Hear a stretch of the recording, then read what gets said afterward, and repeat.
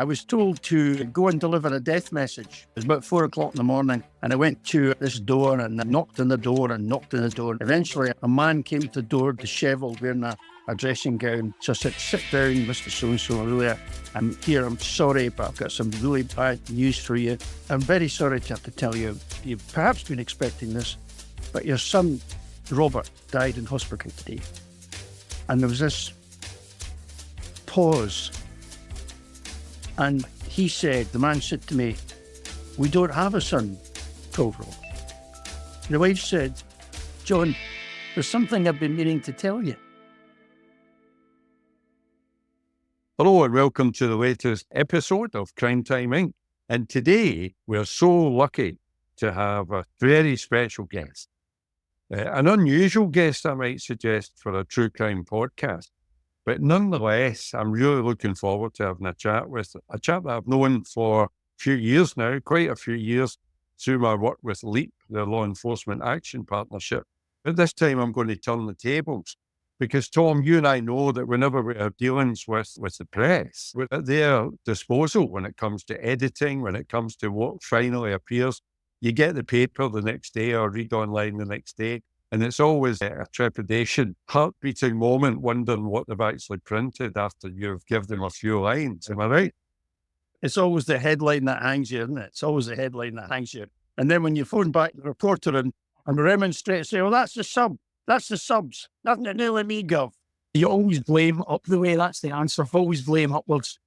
Our guest today is Graeme Mann of the Sun, crime reporter with the Sun. Graeme, I've known you a few years. Tom's never met you, first time on here. So give us a wee bit of background about how you came to be a crime reporter with the Sun. Tell us a wee bit about yourself, if you will. It's been a long journey to get to the Scottish Sun. I started out in broadcasting briefly for about a year at a local television station, and that gave me a good platform to move into what I really wanted to do, which was newspaper journalism, because I'm a writer, essentially. That's the thing that I like doing most. And I got a job at the Arbroath Herald as a junior reporter. And it was mainly football I was doing, following the Red Lichties and everything around the sporting scene in Angus. And then from there I went to the East Kilbride News, Airdrie Coatbridge Advertiser, Clydebank Post, Renfrewshire Gazette, and I also worked in a magazine for a few years covering the construction industry. But then the opportunity came along to do some casual shifts at the Scottish Sun as a general reporter. And from there I got a job full-time at the paper. And over the last few years, I've began to focus more on the crime side of it, and leading to me getting the job as a crime reporter about 2 years ago now. Graeme, see that history there, Arbroath, the East Kilbride, Coatbridge. Is that normal in the trade and as a journalist to move about, or were you just not got on with anyone anywhere you went? No, I'd say that it was common maybe over the last few years that things have changed a little bit, partly because, as we're all aware, that the digital side of things has definitely had an impact on the traditional route through the journalistic career. There are young people coming out of university now who find it very difficult to get a toe on the ladder at that important level of working at a local newspaper, because some of them don't exist anymore. And the ones who do get jobs in local papers often find themselves stuck behind a computer screen all day. They don't get to go out and do the beat the way that I used to do it and still do it, knocking doors and getting to meet people face to face is something that is less prominent now than it used to be. So there's a different route into journalism now. I feel lucky and fortunate that I got to do it in a more traditional way. That's interesting because, Tom, I'm sure you'll agree that's reflected in lots of walks of life and certainly in the police service. I reckon that our young folks now are very much less facing the public than we ever were, aren't they? I think that's right. Graeme's introduction into the media is very like a young policeman or a young detective, where you start with the small things and add up. But Graeme, I was thinking about it, and I feel privileged tonight because I'm speaking to an endangered species. You're the equivalent of a snow leopard. There's not that many crime reporters left.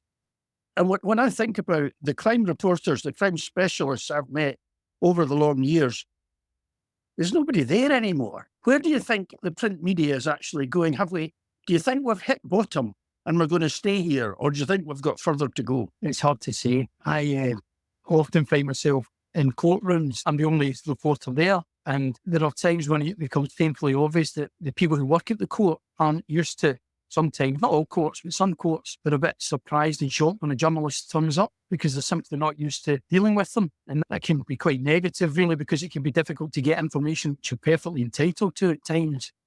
And it's no fault of theirs. It's just that culture that's become the norm, really. So it is sad because, to me, that's been a crucial part of my development and being able to become a crime reporter. I wouldn't be able to do it if I hadn't had that experience at a local level where you're going into court regularly and using shorthand and the other sort of traditional skills that you would expect from someone like myself. A big question mark for the media and for wider democracy, because it's so important that councils, courts, local government, the national governments are covered and challenged at every step of the way. And if people like myself, as you say, are snow leopards and a dying breed, then it opens the door for quite a dark world, really. It's something that concerns me, and I really don't know how much further we have to go. Yeah. Just as a point of reference, when I started in the mid-'80s, I was the press officer, the communications officer for Lothian Borders Police. And at that time, the sun was up and coming. But the Daily Record had a circulation of 750,000 copies a day. Yeah. 750,000 copies a day. Quite incredible. The World's End murders, which I was involved in very heavily over the years. And in 1977, our local Edinburgh newspaper, the Edinburgh Evening News, had a team of 6 investigative journalists. Now, that wasn't including the crime reporter. That was a team of 6 journalists on our local evening paper, given over to the kind of investigations you're talking about. Yeah.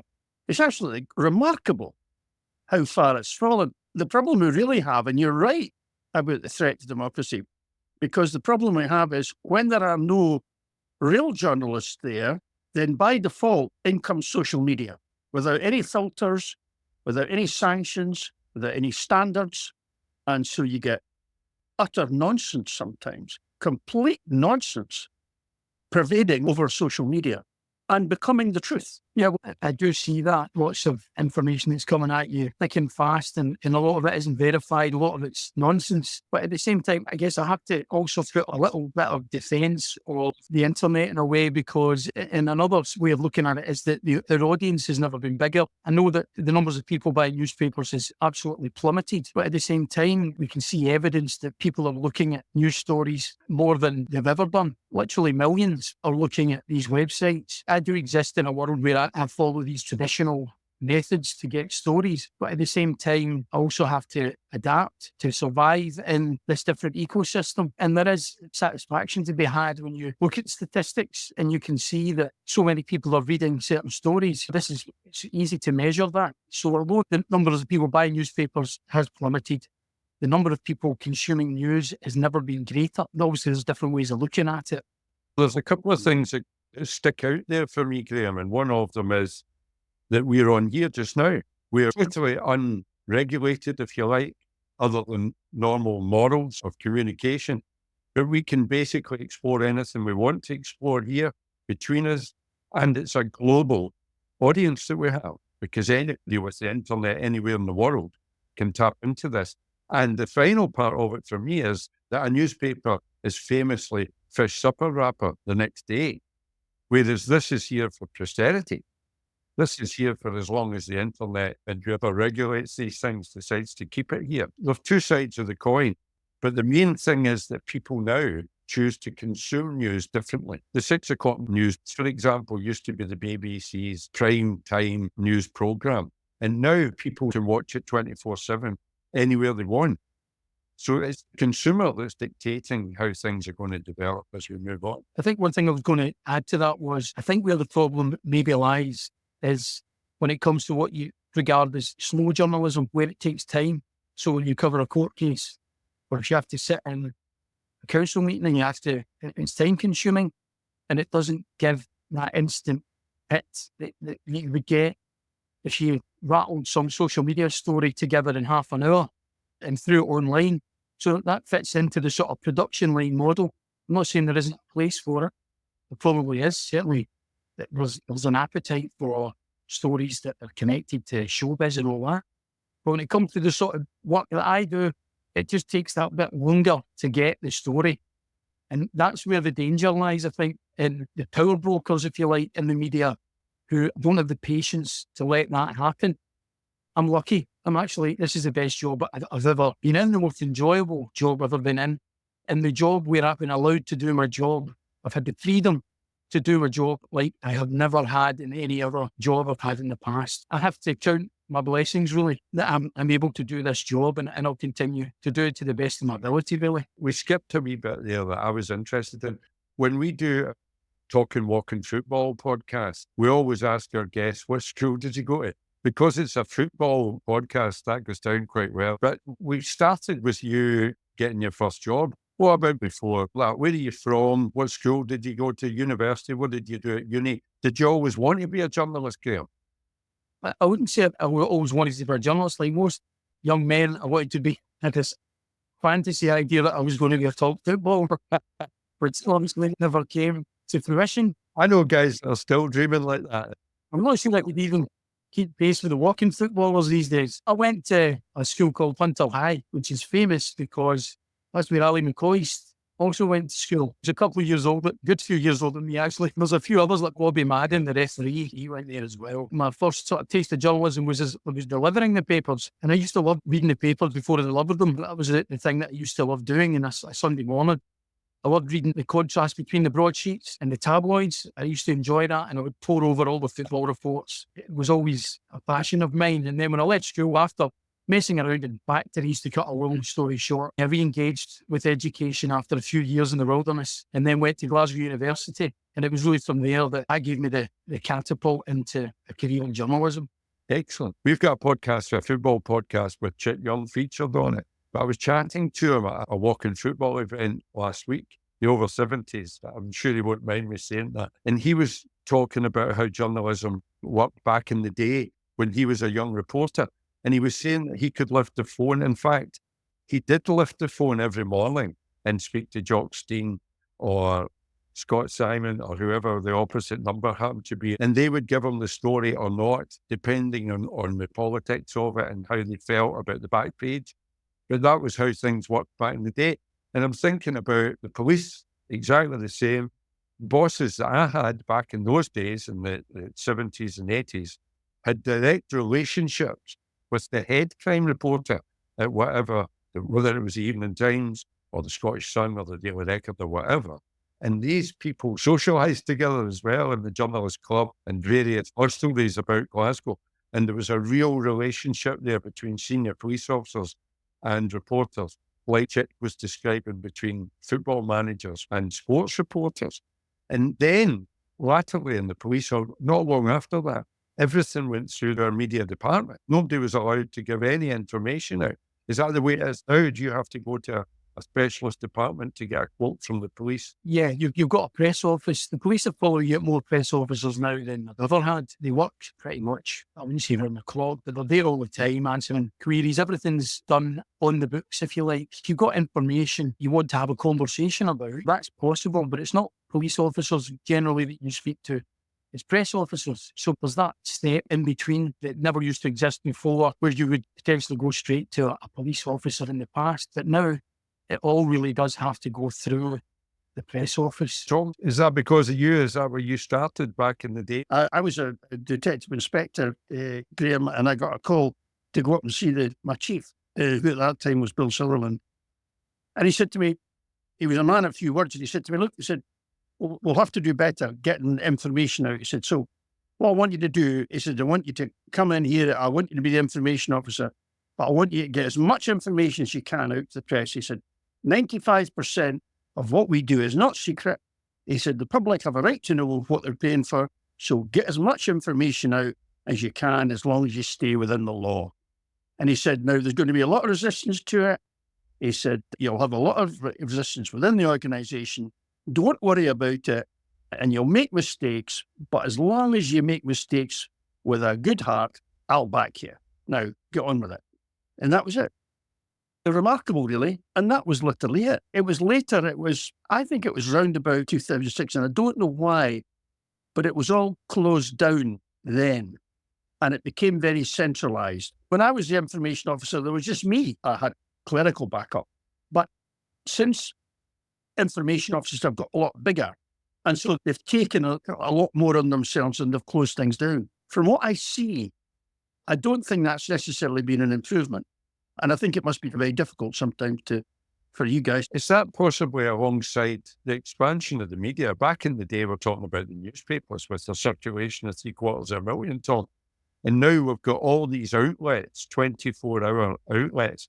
Is that maybe not along the time that spin became a thing? That political parties were employing people with no skills other than being able to manipulate and realise what a story was and put a headline on it and spin it out to create whatever environment they wanted to create? I think you're right, Simon, and the 24-hour rolling media is a big issue. But I was given some very good advice when I went into the press office. An old detective who was my boss, and he'd been a professional footballer, so he used to use a lot of footballing analogies. I said, the police and the press, we use the same ball and we play on the same pitch, but the goals are in different places and the rules are different. And actually, since then, I've thought about that a lot, and that's absolutely right. That's absolutely right. The police and the press do play on the same pitch and have the same interests. It's just that the goals and the rules are different. And as long as you respect that, and as long as you understand that, and as long as you've got confidence in dealing with that, then I think your relationship can be good. Graeme, let's look at major investigations. I hinted at it earlier on. Let's look at a murder inquiry that launches now. There's a body discovered, whatever it is. And although 97% of murders are solved straightforward, we do get whodunits all the time. We get protracted inquiries. We get inquiries of all different kinds now. Tom's talking there about being on the same pitch, which we all are, and the ball's the same for everyone. What are you looking for as the crime? I take it you would be sent to the town, the village, the city, wherever it is, if it's local in Scotland, to cover the story. What is your angle on it then? We're looking to investigate it. Would you touch base with the police officers at that stage as well? You would put in a general inquiry if you knew that something was live, something was unfolding. So you would simply say that we understand that there's something happening at this location.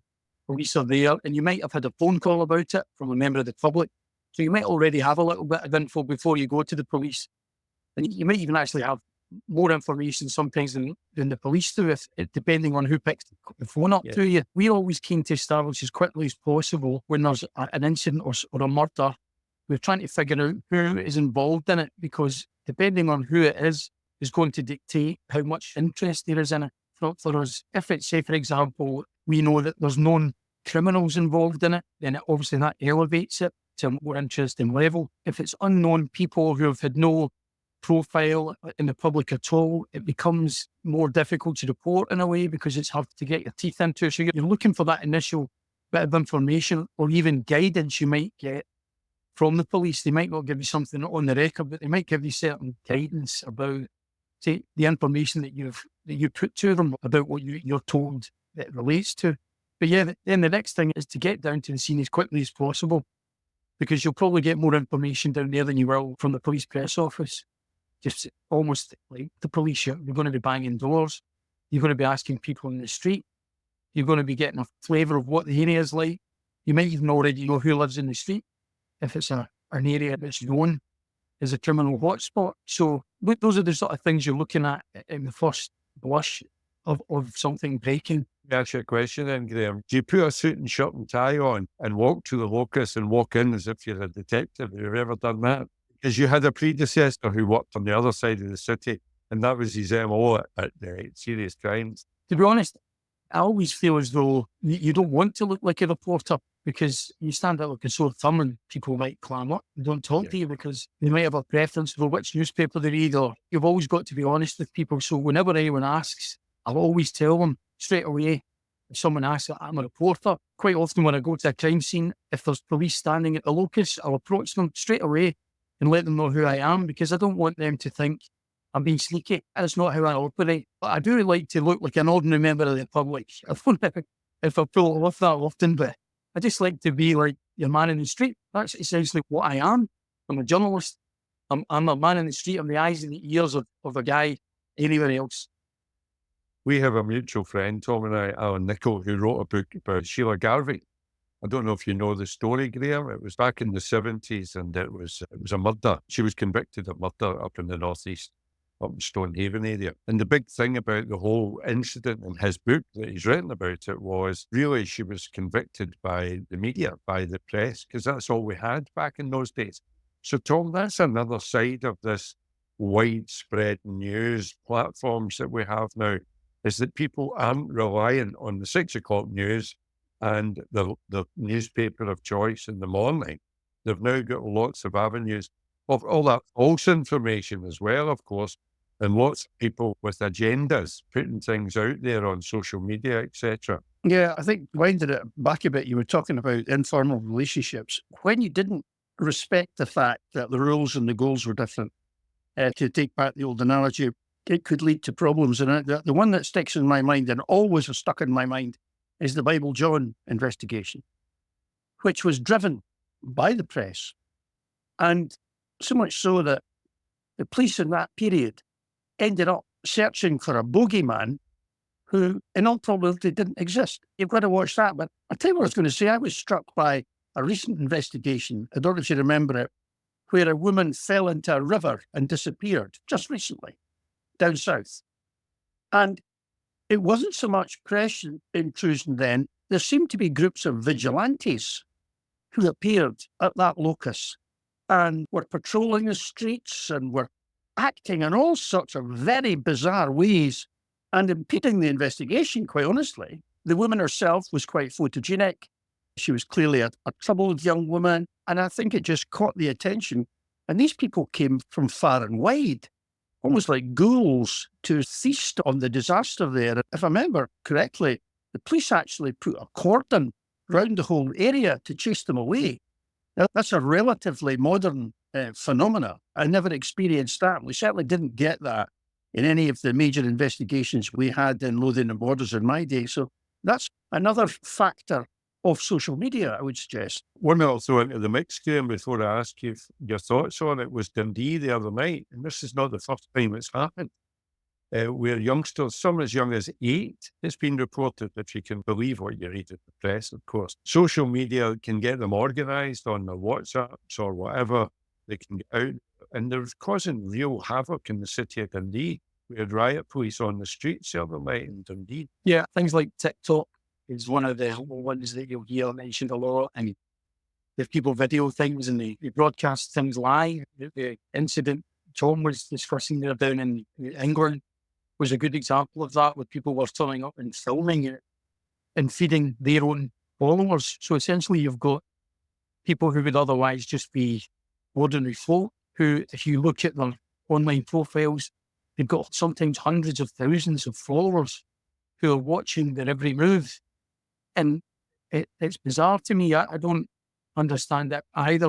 I can see the appeal in some instances, but I don't do it. I don't have no interest in that side of it. I'm very much the traditional journalist. It's just a part of the modern landscape that we all have to contend with now, I'm afraid, and for good or ill.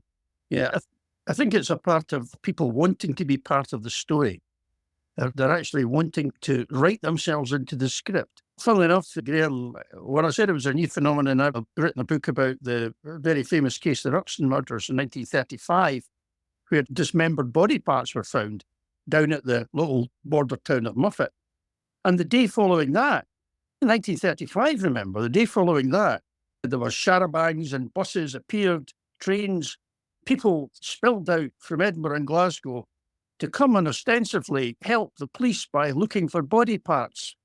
And they fanned out over the moors and found old legs of sheep and deer and all sorts. And of course, joyously returned them to the police station at Muffet, who ended up with a huge pile of old bones. Perhaps I'm wrong to say it's a completely new phenomenon. It does happen if the press attention's right.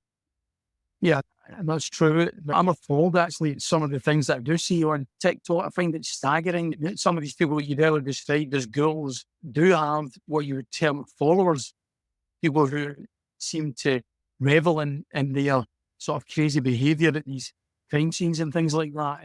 And the conspiracy theories that are always there or thereabouts, aren't they?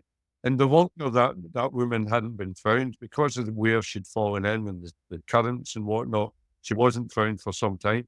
And during that period, we had all sorts of conspiracies being put forward. immediately attract a whole band of people on board. Graeme, Sun reporter Mann's up. What do you think of that? Friends. Yeah, that's a kind of, that could be a subby there, couldn't it? Or Sun crime reporter tells the truth. Yeah, that would be a shot. That would be a first exclusive. Graeme, can I just interject to say you don't have much to worry about. The last capture Simon made was about 1979. You're all right. It was a good breach, though. It was a good breach. It's not true what they say. It was 9, not 7. Actually, that's a true story. I was a probationer and I was sent to the school to do some. The school was across the road from the police station, thankfully, down in Campbelltown. And I was sent across the road to do some community, whatever, talk to the primary 7s or whatever it was, and went over in uniform, of course. And then afterwards, I got mobbed by all these kids and whatnot. I later found out it was all the young ones that had no daddy. Daddy had buggered off, and they were the ones that were wanting to talk to me and all that. And one wee girl said, "Can I see your handcuffs?" Give her my handcuffs. And they were Graeme, I don't know if you've ever seen it, but they would close right tight. They would go to 0. So she put it on her wrist. And she's wrangling it about in front of her pals. And that was all very funny until I went to find my key. And I'd left my keys lying in the office, my car keys with my handcuff key on it. So I had to cross the road, Castle Hill in Campbelltown, with this wee girl by the hand with her handcuffs. So you run it far wrong, Tom. That would be about 1979. And that, Graeme, is the last arrest he made. And the best. It was okay. Anyway, moving on. So you're well warned, Graeme, but what I wanted to ask you about was criminals. Because, like the police, it's only dawning on me, Tom, how much the crime reporter's life, it's got lots of parallels with the life of a detective working in a division. So, Graeme, tell us about your interaction with some of Scotland's top current criminals just now. I've seen some of your stories talking about some of the problems that we have now. The biggest thing recently has been connected to the EncroChat mobile phone networks that have been used by criminals. These phones where they thought that they couldn't be hacked into by the authorities, and they quickly found out that wasn't the case, and now they're all paying the price for it. These encrypted phones that they basically had been hacked into by the French and Dutch authorities, and it's opened up a treasure trove of information, which has resulted in, actually, in Scotland, there's dozens of guys now either in jail already or who are facing trials in the near future. We could see them locked up for a very long time. And it's opened the eyes of the world into this international network, really, of criminals. Although they're based in Scotland, a lot of these guys, their tentacles extend all around the world, to South America, Central America, to the Gulf. It's staggering, actually, the scale of these operations. And tracking that, the EncroChat phones has seen stories about these guys come thick and fast, and there's more to come. Do you ever go and maybe not speak to these guys once they're in Charleston in custody and whatnot, but do you have informants within that world? Do you go and speak to guys? On occasion, you will get a phone call from a disgruntled prisoner who isn't happy at the coverage he's getting in the newspapers. It comes from all over, really, and some you'll hear from for a little while, and they'll provide you with useful information, and then they'll vanish and disappear off the radar, and you don't hear from them again. Others will pop up once, and that's it. So it varies. Sounds very much like the same relationship as we have with informants, Graeme, in that very few of them, they do not have a motive, an ulterior motive. They're either looking to score points or looking to distract or looking to do something. You very seldom get an informant coming forward with information. I don't mean an ordinary member of the public who's seen something, criminal informant. You've got to be very careful about their motivation in case you end up inadvertently acting on their behalf. Coming back to what you said a minute ago, Simon, in terms of the attributes of a good detective and a crime reporter, you're absolutely right. And I've said this, I knew some excellent crime reporters in my time. And I said to some of them, you would make a good detective because they were observant, they were good communicators, they were intuitive, they were nosy people. Liked a good drink. According to people I know in the press, all these days are gone. And you said you were absolutely right. They would go down to the pub at 2:00 and come back at 5 o'clock and write up our stories. I'm told that is long gone. The advent of computerization completely finished that, Graeme. You were a generation too late, my boy.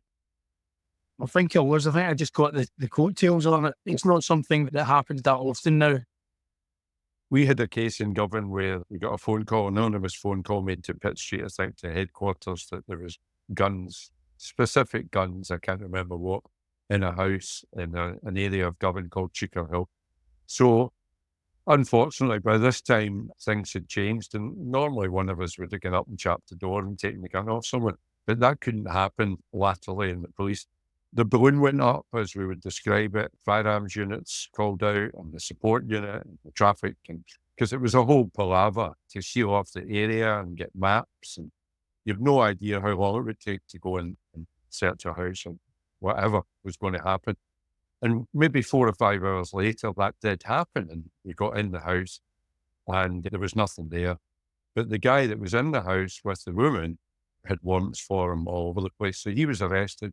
And that was the result of it, all that manpower and resources. If I remember right, it was a Friday night as well, so it's a bit of a nightmare. But we later discovered that the anonymous phone call that had come in had been her ex-boyfriend, who had been in prison. And he had just got out that day after a 6-month stint or whatever, and discovered that she was shacked up with this other guy. So how do you get rid of him without any fisticuffs taking place? I'll just phone Strathclyde Police and they'll sort that out for me. I can think of one interesting call I got recently from someone who had claimed that they'd witnessed this notorious prisoner being caught in his cell with drugs. And this sparked a violent reaction.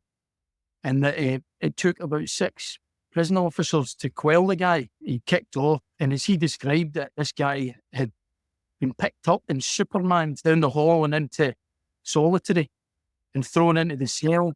And as he was telling me this, he was explaining that he was one of the most notorious guys in the prison system. He was feared, terrified. Everyone was scared stiff of this guy, and he was so volatile, he didn't know what he was going to do next.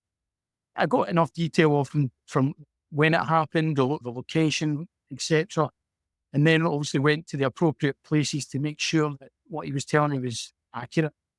And lo and behold, it was. And it was incredibly accurate. Every little detail almost was to a T.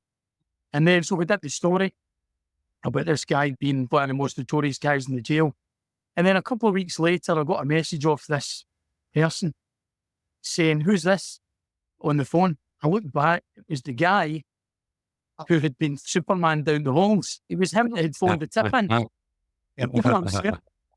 When he gave himself away in that moment, I realised, hold on, he didn't realise it was me that he was speaking to. He got his wires crossed. That's the classic fire raisers trick. They used to get these people with fire raisers, and they were always there. They were always at the location of the fire. And they were always the people who had phoned the fire service and wanted to speak to the press. When you started to tell the story, I got a sense of how it was going to end. Graeme, on the assumption that people listen to this, maybe in the time to come, and especially some former colleagues, etc., I think we do get quite a few policemen coming on and asking questions and whatnot. What would your message be that would help crime reporters, help the police? Because we're all in the same part, remember? It's a tough one, really. In a way, I think that the one thing that we hear consistently is actually the plight of police Scotland at the moment, and this really deep sense of low morale across the force. It's well documented and it's been acknowledged at a high level that there are problems. It's a wee bit like, I think Tom had touched on this earlier, where when I look over my shoulder to see who's coming behind me in a journalistic sense, sometimes I'm a little bit worried about that. I don't mean that in a disparaging way to young reporters. There's a lot of really top-notch young reporters around. The same would apply to young police officers. But I do worry about when the veterans leave, the older experienced guys leave, we have to make sure that there's a strong contingent who are properly trained, properly prepared, but for what is a very difficult frontline job in the police. What I do is nowhere near as dangerous or as challenging as what a lot of the frontline cops have to deal with. And I have total respect for them for putting themselves in danger the way they do. And I just think it's so important that they're given the right support. And that's really the message that I would give to them, because when you do my job, you appreciate the work that the frontline guys do up close. you just get a glimpse into that world. It's vital that the authorities, the government and everyone doesn't lose sight of that and really does their best to make the police Scotland as strong as it should be and the public deserve. I'm sure Mr. Wood's got a view on that as well. Well, I'm still in touch with quite a lot of serving officers, and to be honest, the budgets have been salami sliced now for years, for the 10 years that Police Scotland has been in existence, and they're now having to do an awful lot more with an awful lot less. And the rise in cybercrime, you talked about that encrypted criminal network, which I find fascinating. It reminds me of when a few years ago we managed to get into some of the extreme pornography sites, and there was hundreds of people then identified as accessing the most serious level of porn. All of that's going on, but cybercrime now is so prevalent that I was watching I think Commissioner of the Met, Mark Rowley, was saying there that he reckons that 50% of all crime is online now. If you become a victim of crime, there's a very good chance, if our group here sitting here talking today, if we become victims of crime, there is a very good chance it will be online.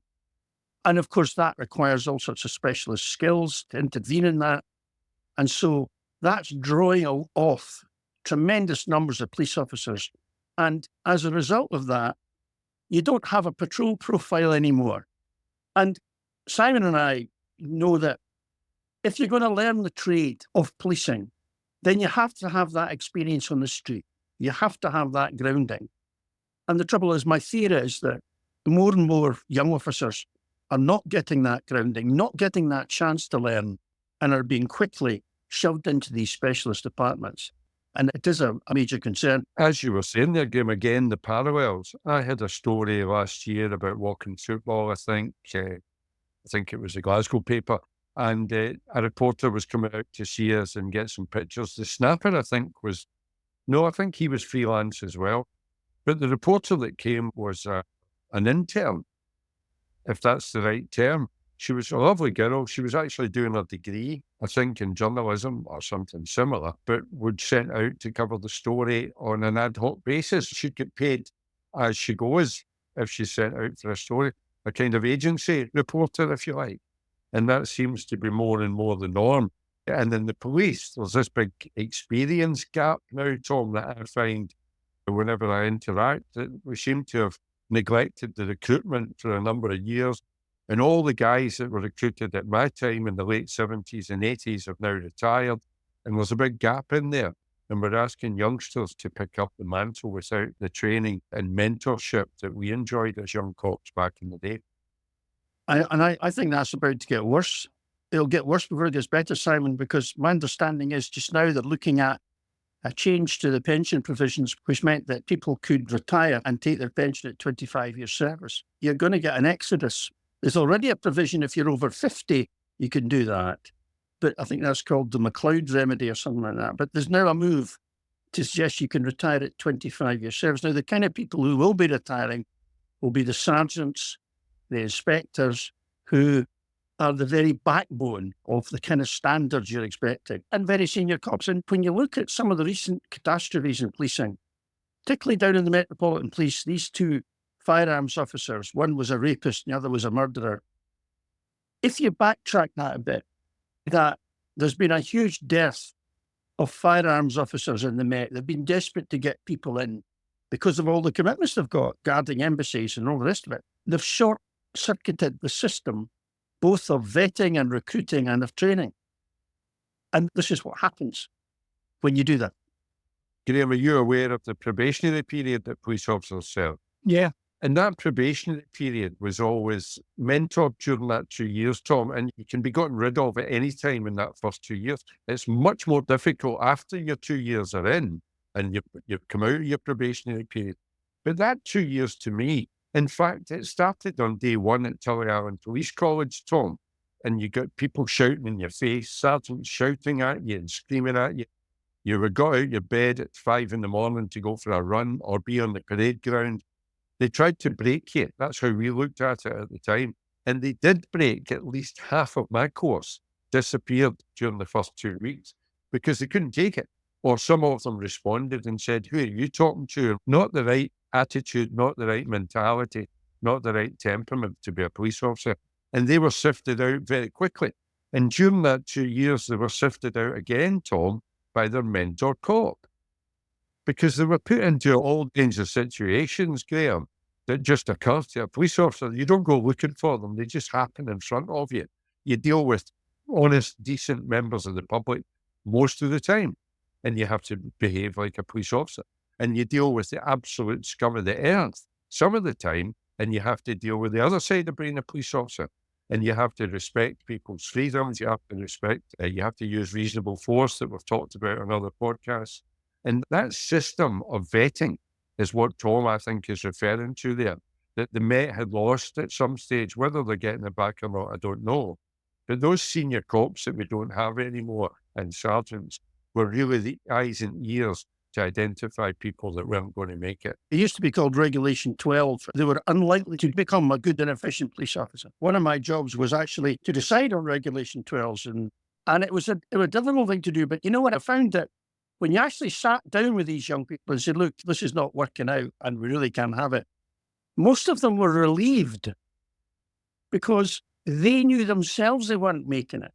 And a lot of them were frightened. I got a letter from the parent of one young woman who was Regulation 12, said, thank you very much for bringing this to a conclusion, because our girl was terrified every time she was going to go out on a shift. Now, you can't live like that. Not everybody's marked out to be a police officer, and there's no shame in that. It's a particular kind of job, and some people just don't have it. I think that's the balance of the probationary period, that it wasn't just for the police to decide if you were going to become a police officer. It was for you to decide if you wanted to be a police officer, if it was the right fit for you, because it has to be. What you're saying there is right. And to a lesser extent, there are things that I have to do in my job that induce anxiety, if you want to call it that. Nobody wants to go to a door where someone's experienced tragedy. That's part of the job, and you don't want to do it. Who wants to do that? No one wants to do that, but it is part of the job.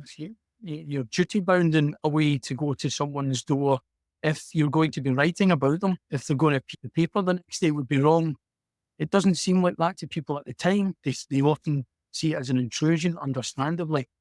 But really, you do have a duty to give them the opportunity, even if the opportunity is to tell you to go away and you don't want to speak to me. They used to call it the death knock. I remember when I started in the press office, one of the first things I did was I was asked if I'd go up and spend a week with the local newspaper just to see how the newspaper worked. And I really enjoyed it. And it was a revelation to me, actually, to see about deadlines and all the rest of it. And the first thing they did when I turned up to do a shift with the reporters was they sent me out on a death knock. And the idea was somebody had been killed and you had to go out and somebody managed to get a photograph. That's what you were looking for, was a photograph of the person. It was a very unpleasant experience because before that, I'd done that many times, gone to doors of people whose relatives had died, but I always had a legitimate reason to be there and always had a warrant card. And it was all the difference in the world. And it made me think long and hard just about the jobs that reporters had to do. Big Stuart Brown used to call it fronting up, Graeme. That's what he used to say. One thing I would say is that more often than not, people are respectful. Even in the most harrowing circumstances, people tend to remain polite and they might forcefully tell you to go away. You immediately have to respect their position on that. But there are times as well where the opposite happens. And I can remember one of the first ones that I did when I was a younger reporter in Clydebank, and it was maybe one of the first times that I'd had to go to someone's door.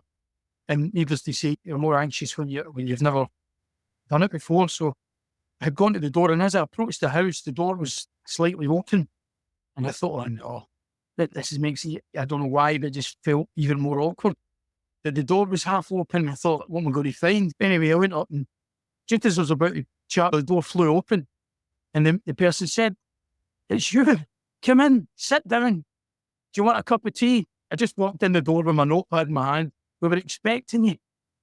I'm surprised it's taking you so long. And it was a local family. It was in Airdrie, actually. It wasn't Clydebank, it was in Airdrie.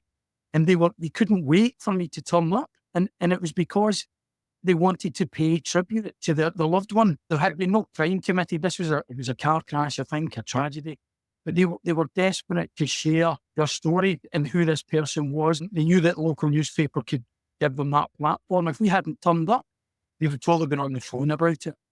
And it was surprising to me, but in the end, it was therapeutic as well for the family involved. Yeah, I suppose when you think about it, Graeme, it's an affirmation of the importance of the person's life. And that's how they would see it. And it's one thing we talk about as a police officer, that you never know what's behind the door when the door opens. It could have been the exact opposite. It could have been someone chasing you out down the street.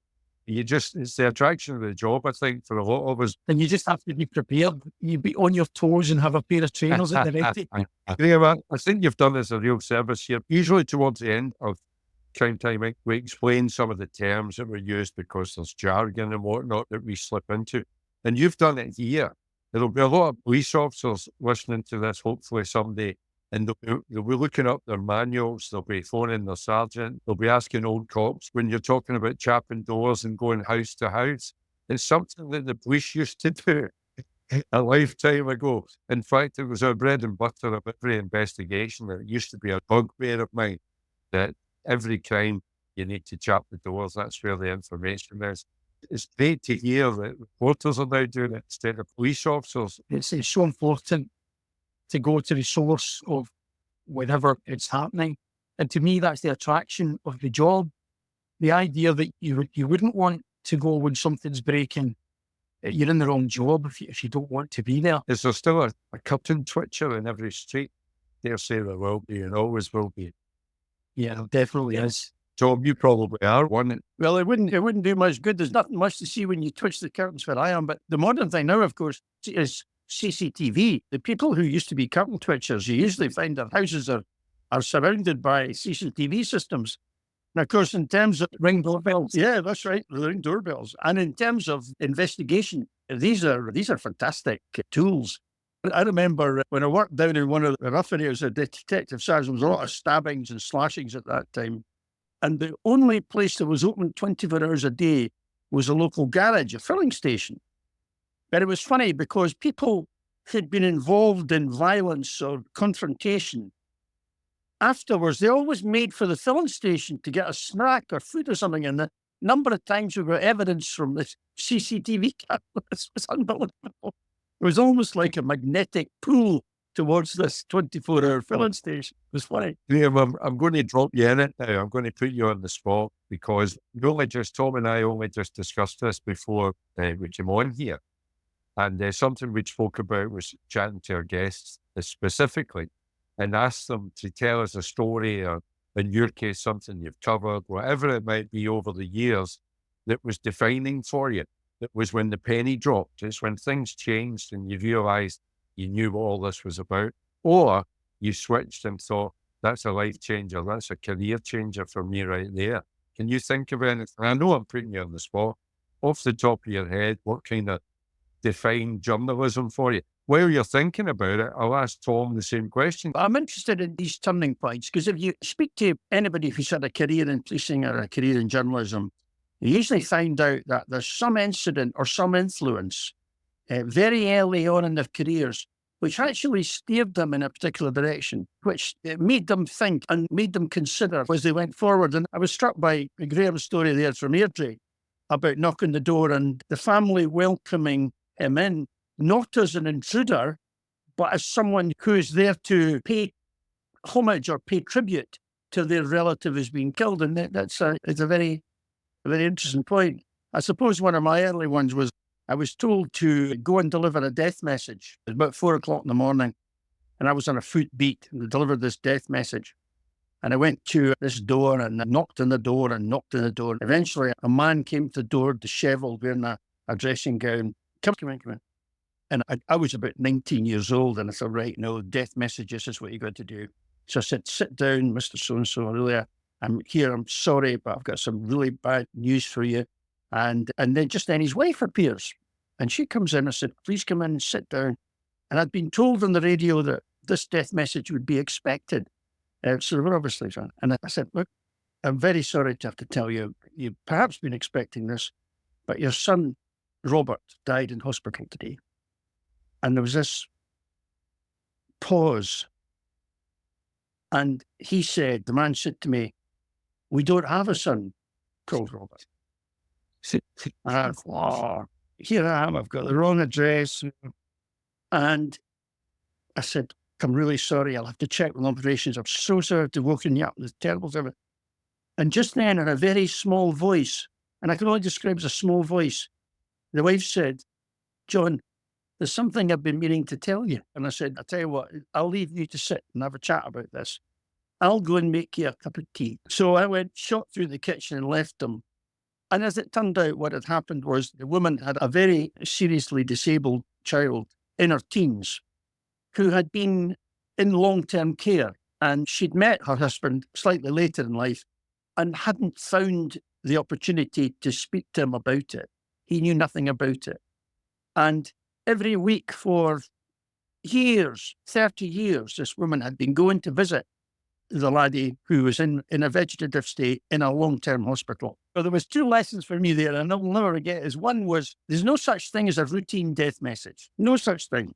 And the second thing I always told young cops was the first thing to do when you join the police is learn how to make a good cup of tea. That applies to journalism as well.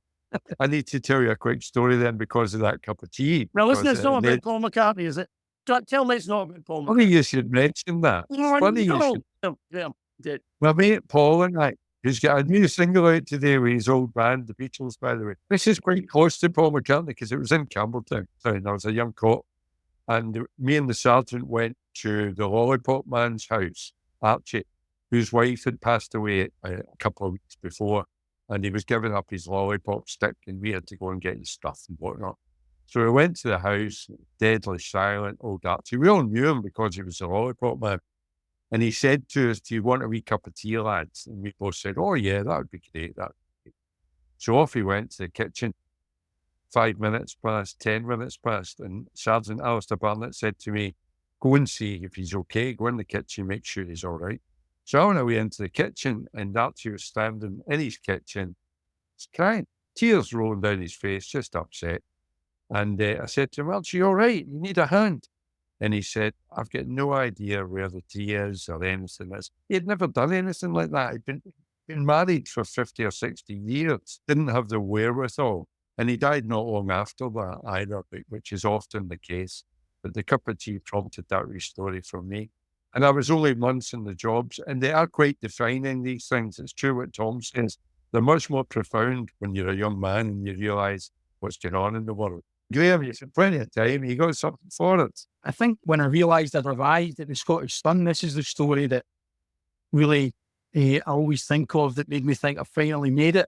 It was started off, it actually was a sad story that we had been covering for quite a long time, over several months, and it ended in tragedy.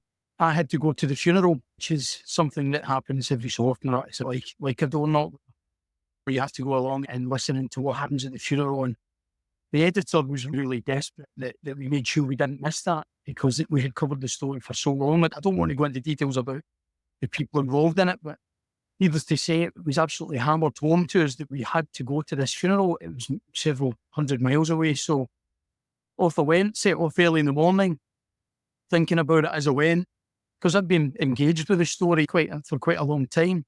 So there was an emotional side to it as well. I'm not saying I was upset as the people who were immediately affected, but obviously you do build up an emotional connection to the story and the people involved. So I sat in on the funeral, switched my phone off, as you would do. And then when I came out about 1 o'clock, something like that, switched my phone on and fully expected to just phone the news desk and tell them that I would be filing copy in the next hour or so. But when I switched my phone back on, there was about 20 missed calls. I'm thinking, what's going on here? I know they wanted the story, but they can't be that desperate. So eventually I phoned in, and the first thing the news editor said was, I said, that's the funeral just finished. He said, forget the funeral. I said, what do you mean forget the funeral? He said, I want you to go to Dingwall. I said, Dingwall? What do you want me to go there for? And he said, there's a cow that wears a bra. You need to find this cow. The interest in the funeral died immediately when this cow with a bra appeared out of nowhere. So I spent the next 6 hours driving around the Highlands trying to find this cow with a bra on, and it was getting dark. And the pressure was enormous. Every 20 minutes, the phone was going, have you found it? Have you found it? So eventually I managed to get a hold of the farmer whose cow it was. And he was like on the other side of the country. He was like a wee over 100 miles away. The most cheerful guy ever. And he said, I'll be back in about an hour and a half. Give me an hour and a half. And clearly it's getting dark. So he said, meet me here. So we met him in this barnyard, in this barn. And I had the photographer with us. And then he took us into the barn, and there was this cow. We never had the bra on. Where's the bra? The snaffle saying, get the bra. So the guy had to run back in the house and get this bra and put this bra on this cow. And his wife came out. It was one of her old bras, and we had to have a chat with her and all that. What size was it? They wanted to know everything. Where was it made? What made? Was it Marks and Spencer's? All this kind of stuff. But eventually we got this cow posed up with the bra, and it ended up, it was a front page story the next day. But it took hours. It was pitch black. And I think just before I left, the farmer said to the farmer, see, before I go, you don't have a horse to wear suspenders and anything like that, do you? But anyway, the reason it had the bra on was because it had a problem with milking its young. So this was an invention. He'd used one of his wife's bras to protect this cow's udders. But it was a great Sun story. They loved it. So that gives you a little glimpse into what it's like working at the Scottish Sun. I don't do so much of that now because I'm on the crime beat, but back then it was everything went. Graeme, I wish you all the luck in the future. I don't know where you go from being crime reporter at the Sun. I'm not sure what the next steps would be, but I'm sure there's... I think I've got a little bit of more time in this gig for a wee while yet, so I'm quite content here. I think I work at the best newspaper. Obviously, I'm biased. Of course. But I'm confident that despite the difficulties that the media industry faces, we're in good hands here at the Scottish Sun. We've got a really good team, and we are dedicated to public interest journalism, as well as all the colour and fun, of course, that goes with the tabloid newspapers. Some of the causes that you support, they're fantastic. Yeah, that's right. What you can do for charities and whatnot. Keep up the good work then, Graeme. Graeme, it's been lovely to talk to you, and I've enjoyed your stories, and I wish you very well. I wish you all the best. All the best, Graeme. Thanks. Thank you. Cheers. Next time on Crime Time Inc. Percy Sillito was one of your, if not your, greatest chief constables in Glasgow. And what I found was a remarkable story, which spans from choir boy to James Bond and everything in between. But amongst the gangs that roved about Sheffield at that time were one of the generations of the Peaky Blinders, the famous Peaky Blinders. 1931, he arrives in Glasgow and inherits this problem. Running through Glasgow at that time were a number of enormous and very imposing and violent gangs. Some of them were sectarian gangs like the Billy Boys, and others were territorial gangs.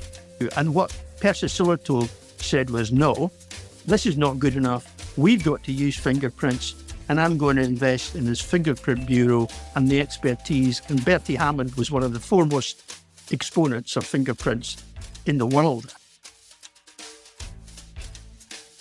In 1934, he attended an international policing conference in Chicago, where he meets and gets on very well with a man called J. Edgar Hoover. Strathclyde police always had a special relationship with the FBI. And I could never figure out why that was, but I know now. It was because of a personal friendship between Percy Sillito and J. Edgar Hoover. And in 1935, you see this coming into action with the finding of body parts down in the tiny Dumfriesshire town of Muffet. And this, of course, is the famous Roxton murder.